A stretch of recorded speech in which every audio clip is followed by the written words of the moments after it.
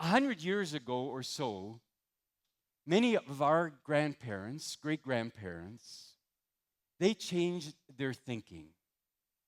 Some of it was done on purpose and for a good reason.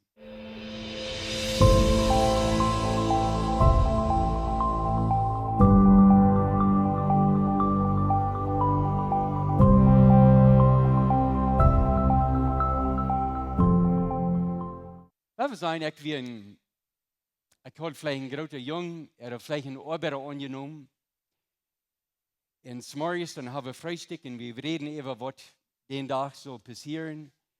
En ik geef den wat arbeid, besonders de korn, de arend wat veel neer te brengen. En du komt een grote regen. En we reden ons toe veel en ik zeg, hoe wichtig dat is, wenn de regen die wat hier zijn. En dan checken we aan te arbeid. Nou, wat we zijn op één dag, dan ga ik dan op de hoofdnaam, ik zeek aan en dan ving ik aan door. Dan zeg ik, nou Johan, wat hast je zelf? Wat deed het? Dan zegt de trein, nou, weet je wat, ik had een pick-up gans gewassen, vacuum gecleaned, de ruiten gewascht, de stroom, dat is alles. Den sikkert, den had je verf, dat is nu van de rood. De kei had de teen gebarst. Ik had het, de machine zei uitgeverst, dat zit alles uit stroom. Nou, wat moet je zeggen? Nou, Johan, how about den korn? Den korn. Nou, dat weer ons dat wichtigste. Ik wonder, wo verken, wie vergeten, wat ons himmlische Vader dat wichtigste is. En wat van de arbeid hij ons gegeven heeft. En daarvan wil ik ons van ons morgens een beetje opmunten. De boodschap wat ik wil brengen, die weet wie. En verken alles wat we als predikers kunnen doen, is een beetje denken helpen. Die dingen wat we vielleicht ons zo leicht vergeten. En zo, ik wil nu even switchen naar het Engelse. En dat wordt een beetje boosje gaan. En dan wil je een beetje euer middag krijgen. So, nu moet je geen oren omchangen, ik wil mijn tong omchangen. Ik wonder,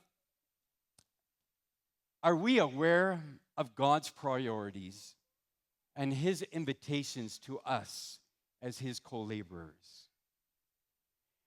What if our vision of what God is up to in our lives and in our world is way too small? 100 years ago or so, many of our grandparents, great-grandparents, they changed their thinking.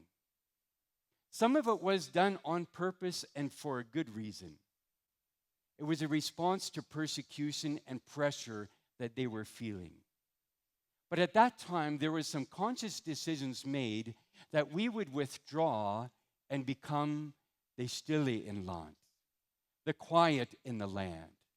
And so we separated ourselves in many ways from the world, physically, but also in many other ways.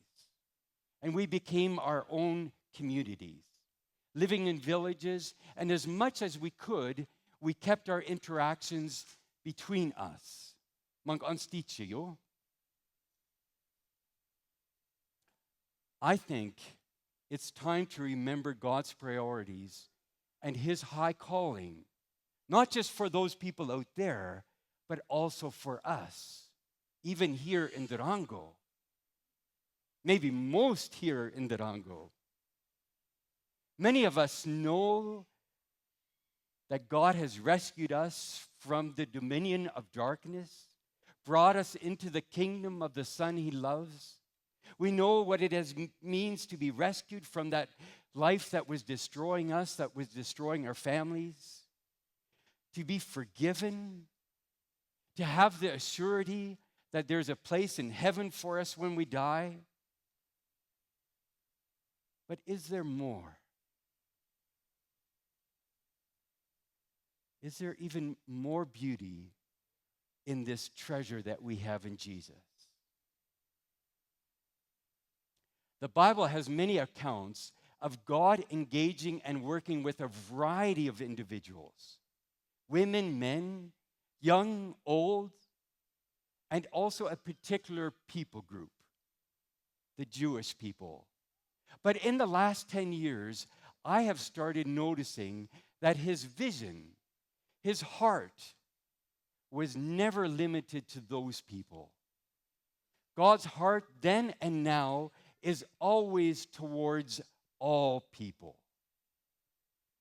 Right at the beginning of the story, in Abraham, when God calls him, he says, Abraham, I will bless you.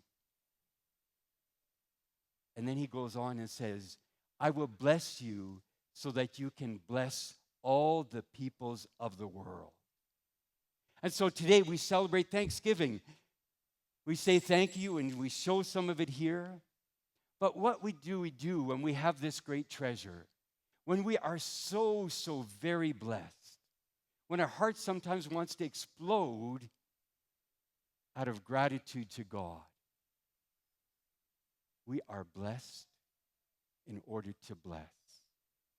And I'll unpack that a little bit more today. In the Exodus account,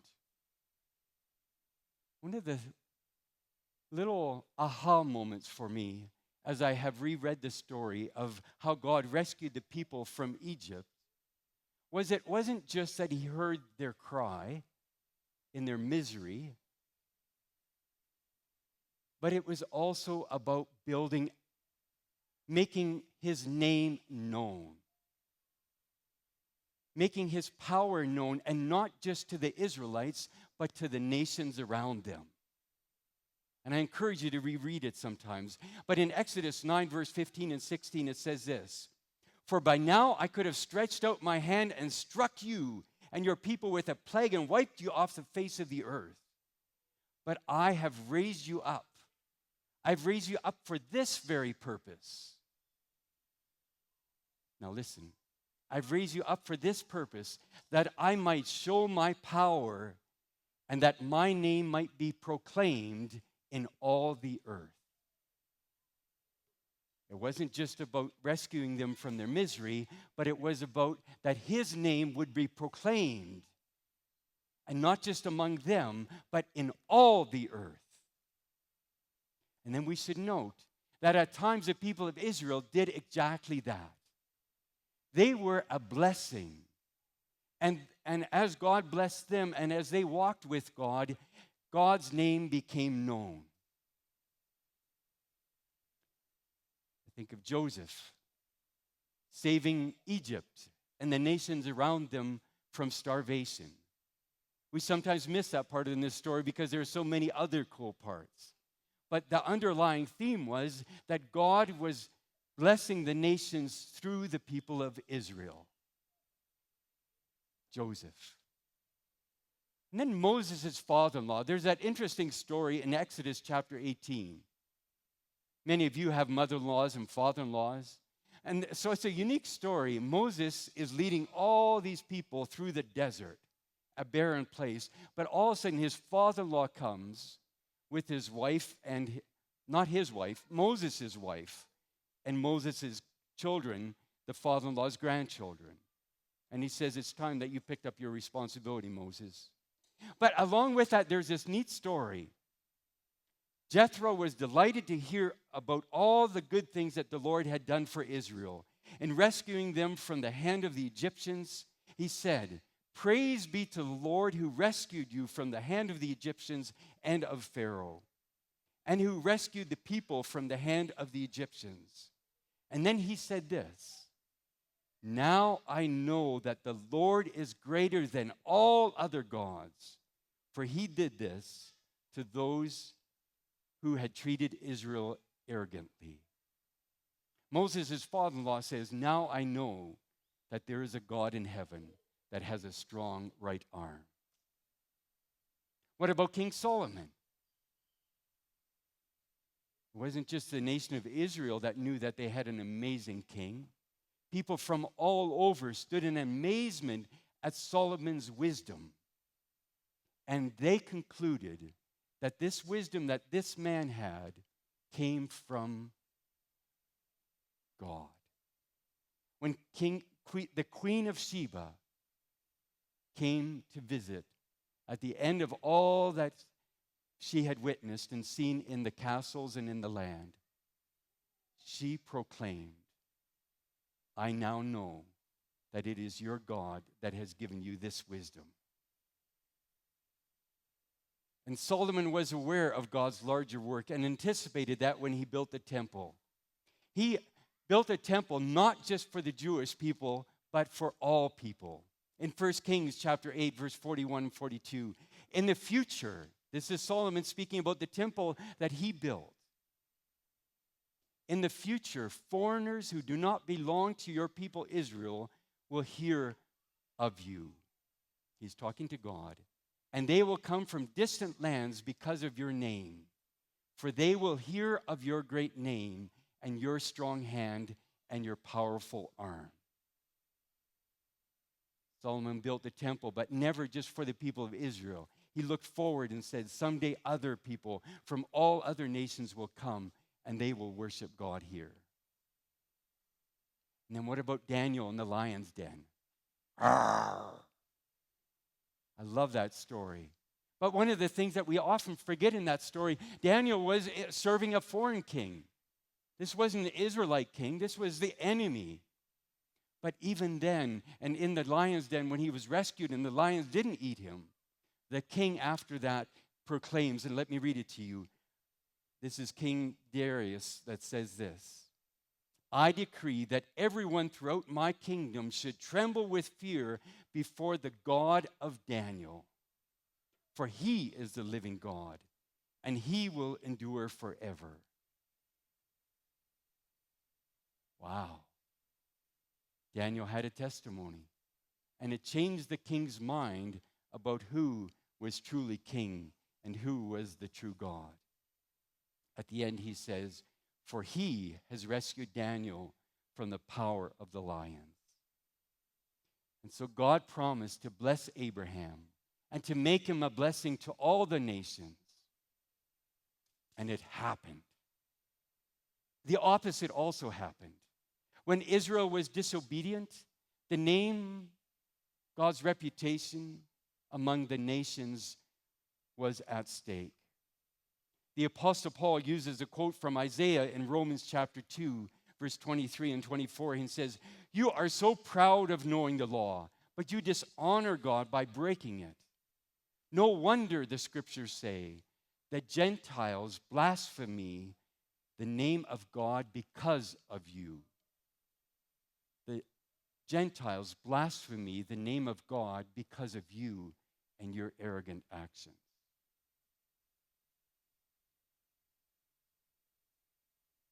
A lot to think about there, right? The Old Testament prophets, they kept recasting this large vision of how God was at work in the world. Isaiah chapter 60 is one of my favorite spots. Arise, Jerusalem, let your light shine for all to see, for the glory of the Lord shines on you. Darkness as black as night covers the nations of the earth. But the glory of the Lord rises and appears over you. All nations will come to your light. Mighty kings will come to see your radiance.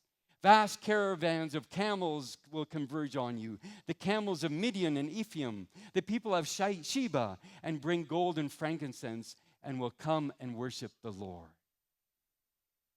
Let your light shine before men, that they will see your good works and praise your heavenly Father in heaven. We are blessed, my brothers and sisters, so that we will be a blessing and that we will bring honor and glory to God's name. That the people, not just our neighbors and not just our village, but that the nations of the world will see who God truly is.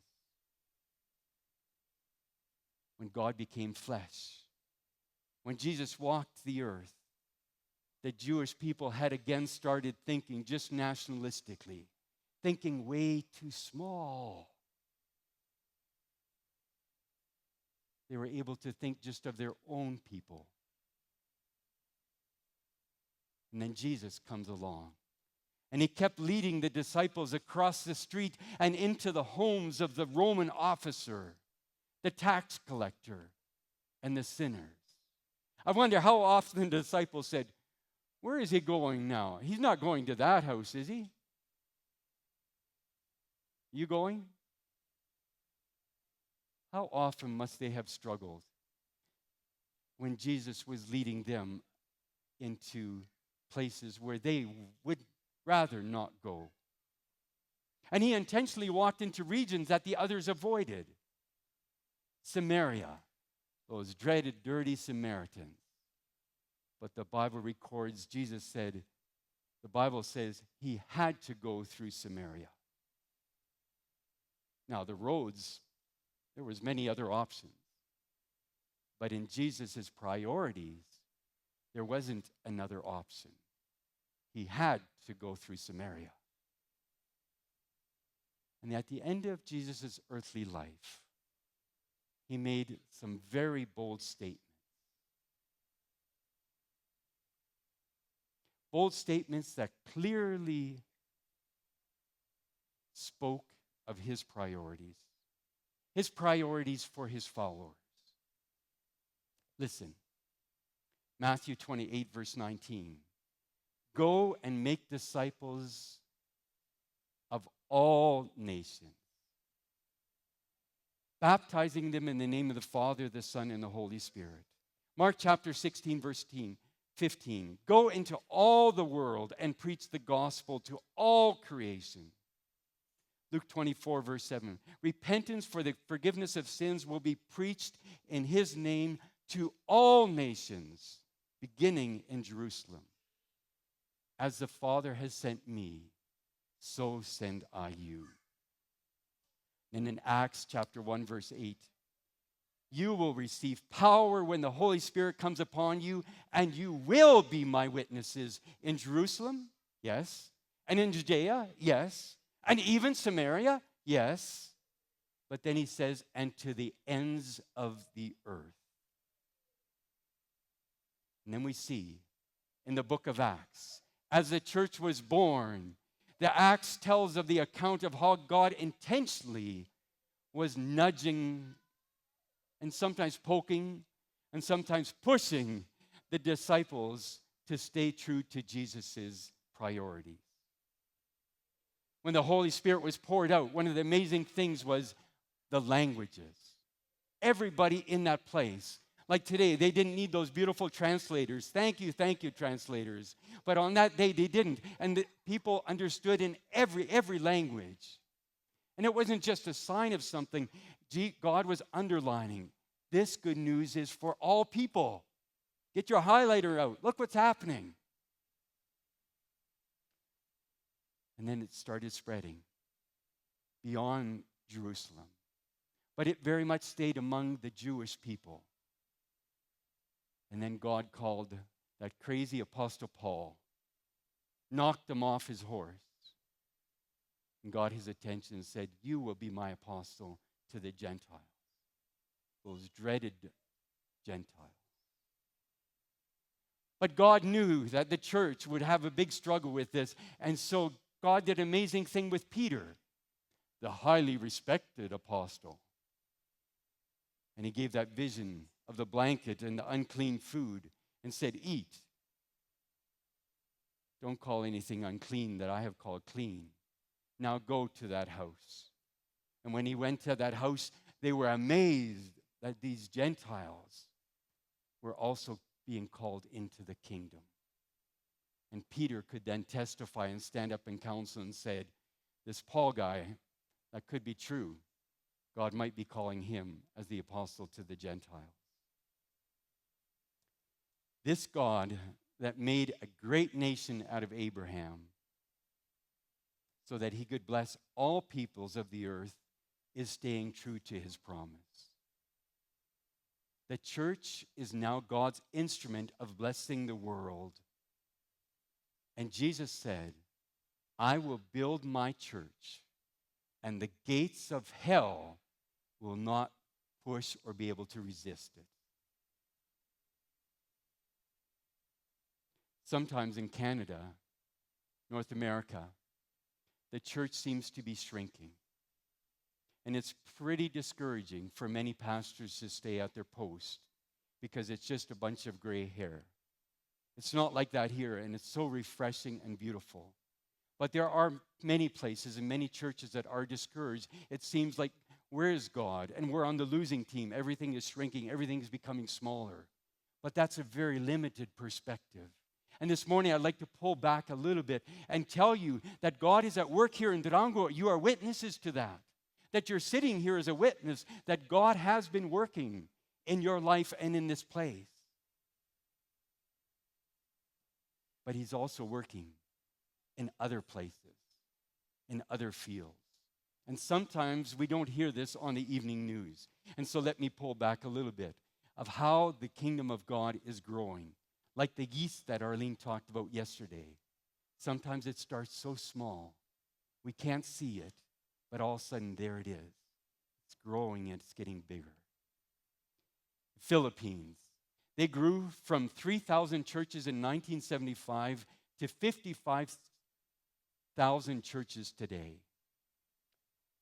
3,000 in 1975 to 55,000 today. And they are developing a plan to send 5,000 missionaries to nations in the next 15 years. In South Korea, at the turn of the 20th century, the Christian presence in North Korea was like 0 to none. Very, very small. Today, 17% of South Korea are Christians. And there are only 5 other countries in the world that send more missionaries out than South Korea. Iran. We will hear a lot about Iran in the next while. But do you know, my brothers and sisters, that it is in Iran where the church is growing most rapidly of all the world? Iran, in 1979, had 500 known followers of Jesus. That's 500. That's like twice as many as are here today, maybe. But starting in Iran, in 1979, 500. But today there are more than 100,000. God is doing something in Iran. And I've met some of those people from Iran that have become followers of Jesus. We had somebody from Iran living in our house for a while. We shared our house for about 2 years with a student from Iran. God is at work. And we could go on and talk about China. But in the Muslim world, the people that we often think that field is totally forgotten. I don't even want to think about that field, or many of us never think about that field. But today, in the Muslim world, God is doing something new. And the company that I'm connected to, that I'm working with, that is our key focus. And I wonder, my brothers and sisters, if God in the coming years won't stir some of you to come join us as we work in the Muslim world. We have many teams in many of the different countries. And some of the countries that you hear a lot about in the news right now, we have team members that are working there. And they send back stories, and stories that I can't share here with you today. But if you come into... I'm not even sure if I would tell you then. But God is at work in those places. And in the future, someday, we will hear about the things that we don't hear on the news today. There are movements. A movement is more than 1,000 individuals baptized, or more than 100 Christian churches planted in a region within a 20-year window. Sorry, I'm speeding up a little bit. I'll try to slow down. A movement is 1,000 individuals baptized, or more than 100 Christian churches are planted within a region within 25 years.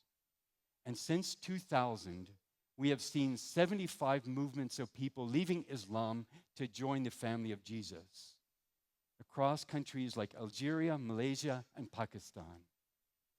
University students, families, Islamic prayer leaders, Syrian refugees, and even trained terrorists are coming to know Jesus Christ as their Lord and Savior. I have a friend, Dan, that's working in one of those countries, and last February, some terrible things happened, and they needed to respond to some of those things. And for a while, they had 3 families living within their home. But one of the men said, 2 months ago, I could have shot you without thinking about it twice. But today, I know that you're not the enemy. And I could go on with that story, and you'll have to come back tonight to hear more of those stories. But what God desires to do in you is bigger than this village, this district, or even this country. God has a vision of redeeming the whole messed up world. And He has redeemed us to share in this joyful work. We have been rescued, and we now exist to make Jesus known in our family, in our community, in the village around us, and to the ends of the earth. And so, my brothers and sisters, as you continue to pray for your community, as you continue to pray for your neighbors and the villages around here, I want to encourage you to keep lifting up your eyes and also see what God is doing far away, and to begin in the harvest of those fields as well. And when you come back tonight, we'll share ways, very practical, exciting ways. Young people, you can get involved in what God is doing in Iran.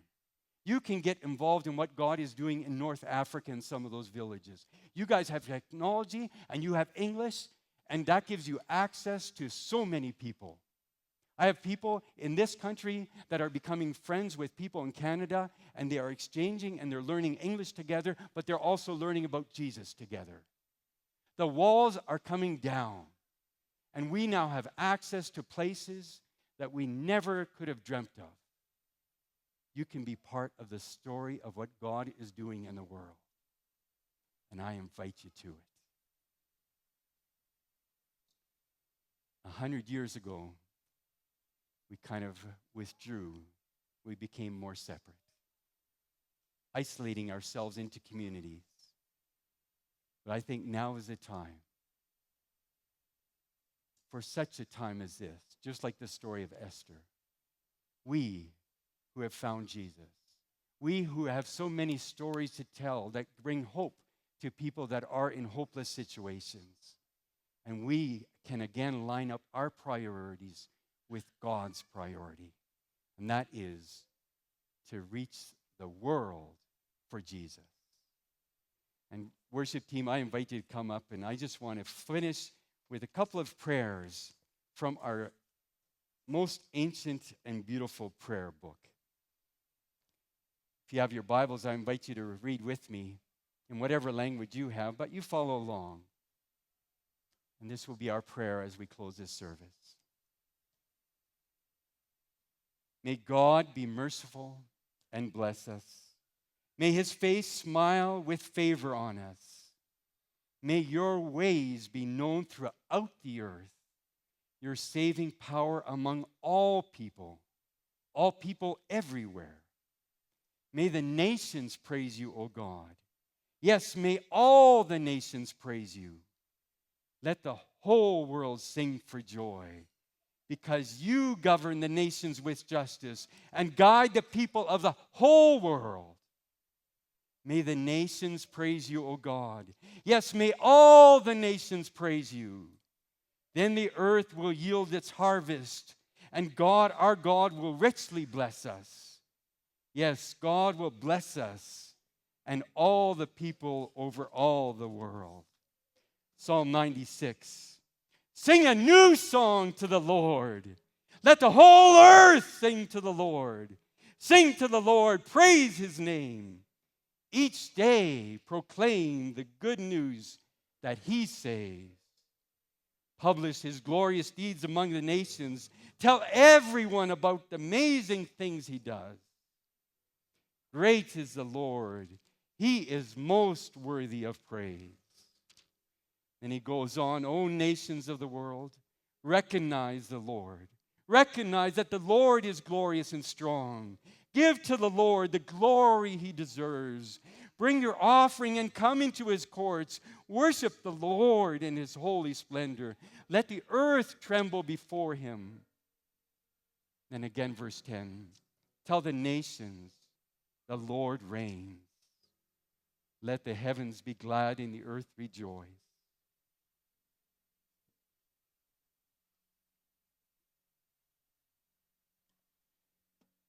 And then one of my favorite verses from the last book in our Bible, the Revelation. Revelation chapter 5, verses 9 and 10. Oh, I wish we could all memorize this and make it our daily prayer and remembering what is, what was, and what is to come. And then they sang a new song. And the new song had these words: You are worthy to take the scroll and to break its seal and to open it. You were slaughtered, and your blood has ransomed people for God. People for God from every tribe and language and people and nation. And you have caused them to become a kingdom of priests for our God. And they will reign on the earth. You were slaughtered, and your blood has ransomed not just me for God, but people from every tribe, language, and nation. Our great God, we thank you. We thank you for our great salvation. We thank you for all the blessings that have come along with that wonderful treasure that we have in Jesus. And we confess that sometimes we have forgotten about your priorities. Your priorities. Your call to lift up our eyes to the fields, to the hills, and over on the other side of the mountains, the fields that you are working, where the harvest is ripe. And so, Father, this Thanksgiving, as we seek to express our gratitude, but as we, in the coming days and weeks, as we live out our Thanksgiving, would you help us to prioritize according to your call? In the name of Jesus, we pray. Amen.